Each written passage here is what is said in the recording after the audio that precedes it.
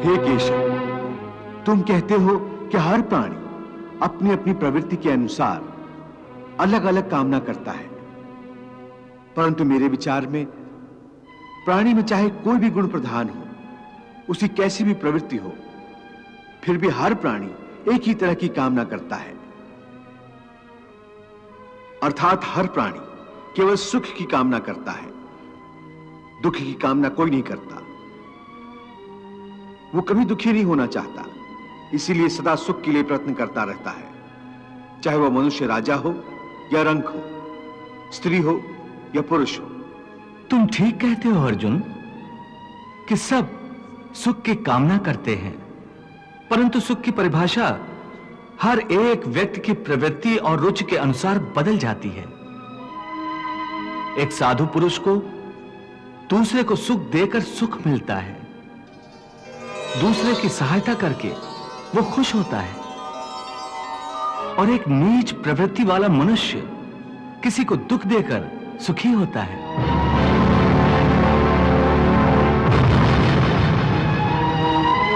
दूसरा सुखी हो तो उसे दुख होता है। इसके लिए सुख और दुख की परिभाषा अपनी अपनी प्रवृत्ति और रुचि के अनुसार हर प्राणी के लिए अलग अलग है। हे पार्थ, जो कर्मयोगी होते हैं वो आसक्ति छोड़कर कर्म की सफलता और विफलता में समबुद्धि से काम लेकर योग द्वारा परमात्मा पर आस्था रखकर कर्म करते हैं।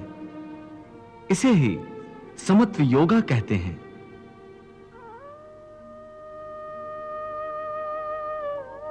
हे पार्थ, ईश्वर को समर्पण करने की भावना से किया हुआ कर्म फल प्राप्ति की कामना से किए हुए कर्म से कई गुना अधिक श्रेष्ठ है।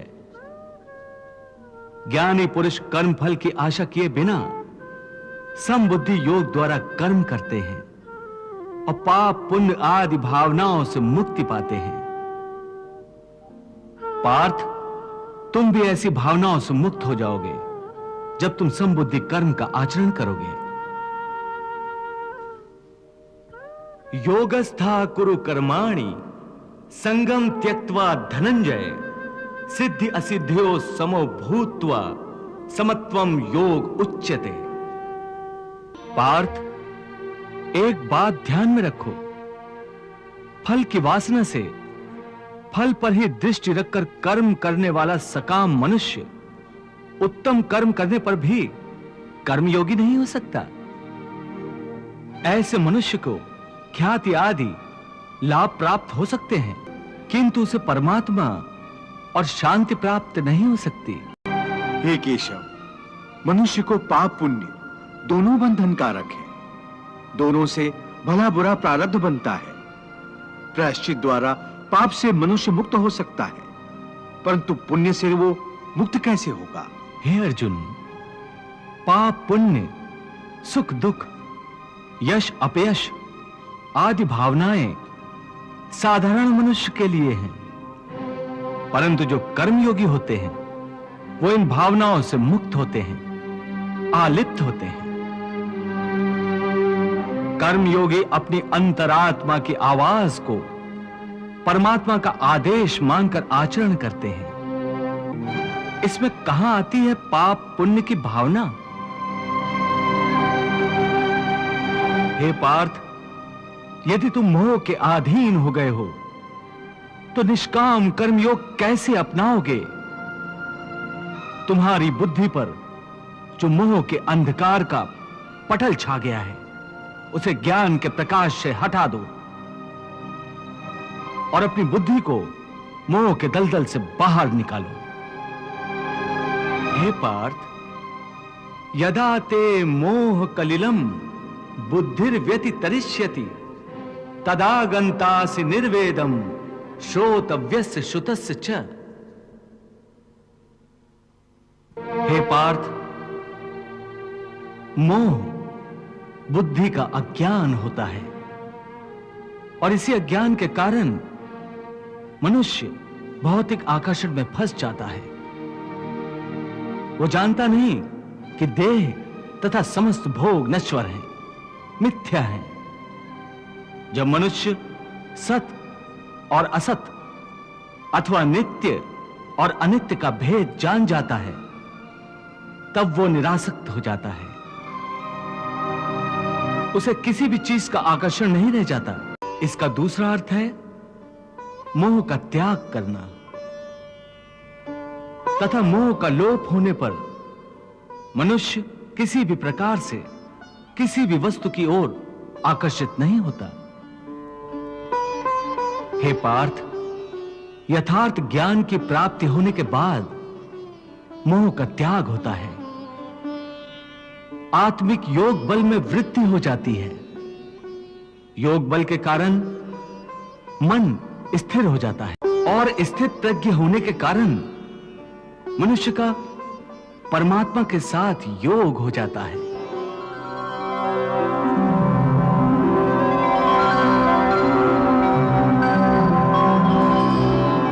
पार्थ, तुम भी आत्मिक योग बल द्वारा अपनी अंतरात्मा में झांककर परमात्मा को देखने का प्रयास करो।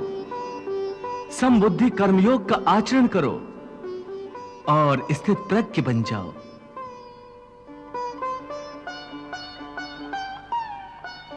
हे मधुसूदन, ये स्थित प्रज्ञ क्या होता है, इसे समझाओ। पार्थ, दुख भोगते हुए भी जिसके मन में उद्वेग नहीं होता और न ही जो सुख की लालसा रखता है, तथा जिसके हृदय में क्रोध, मोह, भय आदि विकारों के लिए कोई स्थान नहीं होता, वो मनुष्य स्थित प्रज्ञ है। दुखेषु अनुद्विग्न मनाः सुखेषु विगत स्पृहा वीत राग भय क्रोधा स्थित धीः मुनिरुच्यते। हे पार्थ, स्थित प्रज्ञ महापुरुष सुख दुख प्रत्येक अवस्था में आत्मिक शांति प्राप्त कर लेता है। परम आनंद में लीन होने से ऐसे मनुष्य को दुख और सुख कभी विचलित नहीं करते। ऐसे स्थित प्रज्ञ मनुष्य का मन उस दिए की भांति होता है जिसकी लौ स्थिर होती है, कभी डोलती नहीं।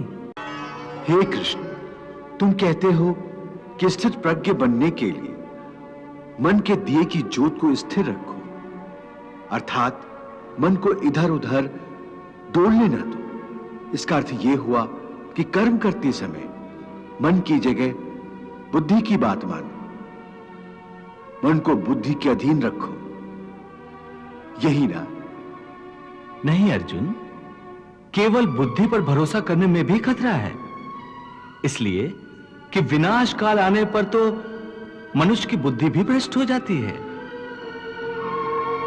अर्थात जब विपरीत समय आता है तो मनुष्य की अपनी बुद्धि ही उसे गलत रास्ते पर ले जाती है।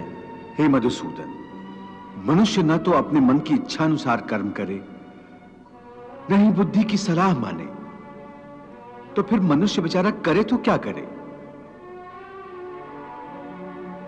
ऐसी स्थिति में अपनी प्रवृत्ति के विरुद्ध कोई कैसे जीवन व्यतीत करेगा?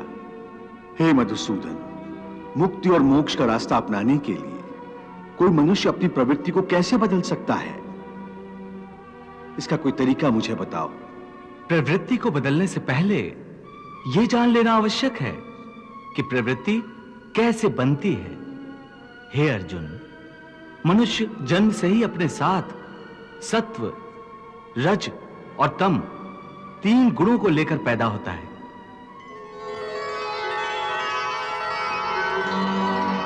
इस सृष्टि की रचना इन्हीं तीन गुणों के आधार पर की गई है।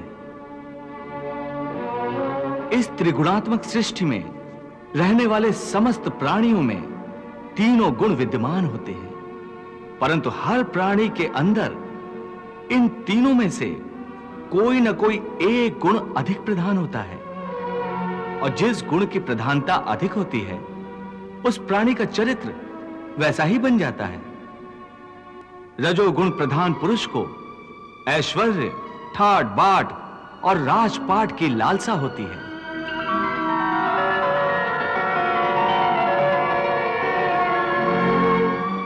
तमोगुण वाला आलसी और प्रमादी होता है। द्वेष, क्रोध जैसी नकारात्मक भावनाएं उसमें कूट कूट कर भरी हुई होती हैं।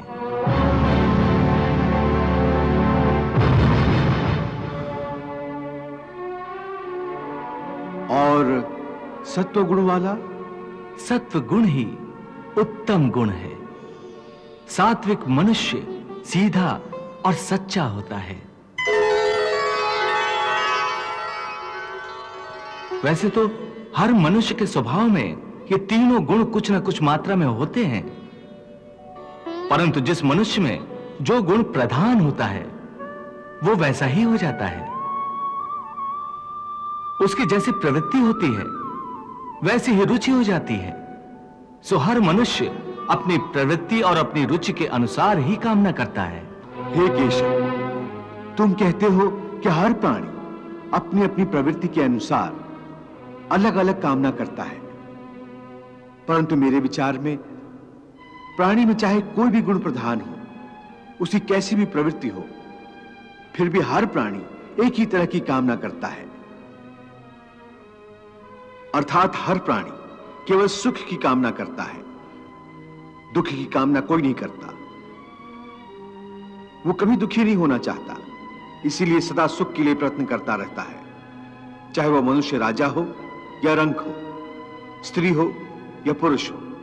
तुम ठीक कहते हो अर्जुन कि सब सुख की कामना करते हैं, परंतु सुख की परिभाषा हर एक व्यक्ति की प्रवृत्ति और रुचि के अनुसार बदल जाती है। एक साधु पुरुष को दूसरे को सुख देकर सुख मिलता है, दूसरे की सहायता करके वो खुश होता है।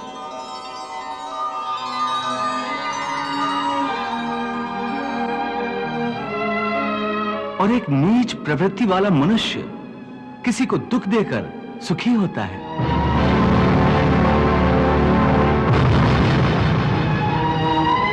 दूसरा सुखी हो तो उसे दुख होता है। इसके लिए सुख और दुख की परिभाषा अपनी अपनी प्रवृत्ति और रुचि के अनुसार हर प्राणी के लिए अलग अलग है। वैसे भी क्या किसी को स्थायी सुख प्राप्त होता है? नहीं होता। ना सुख स्थायी है, ना दुख स्थायी है। परंतु हे केशव, क्या सुख स्थायी नहीं हो सकता? सुख स्थायी कैसे हो सकता है पार्थ? ये संसार तो परिवर्तनशील है। यहां हर क्षण परिवर्तन होता रहता है पार्थ। परिवर्तन तो प्रकृति का नियम है। यहां कोई भी वस्तु स्थायी नहीं होती। तुम्हें याद होगा, मैंने तुम्हें पहले ही बताया था कि हमारे शरीर की अवस्थाएं भी स्थायी नहीं हैं। फिर सुख और दुख कैसे स्थायी हो सकता है? इसका अर्थ है कि सुख के साथ साथ मनुष्य को दुख भी भोगना पड़ता है। हां पार्थ, सुख और दुख एक ही चक्र के दो अर्ध भागों की भांति है।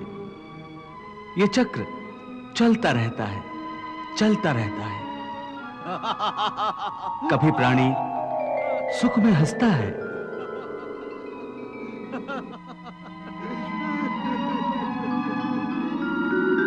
वही प्राणी दुख में रोता और बिलखता है।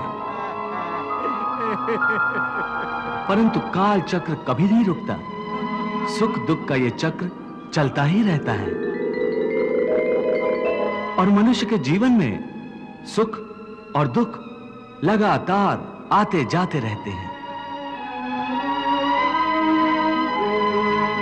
न चक्र ठहरता है, न ही सुख या दुख मनुष्य के जीवन में ठहर पाते हैं। यदि सुख आया तो वह सदा नहीं रहेगा, और यदि दुख आया तो वो भी सदा नहीं रह पाएगा।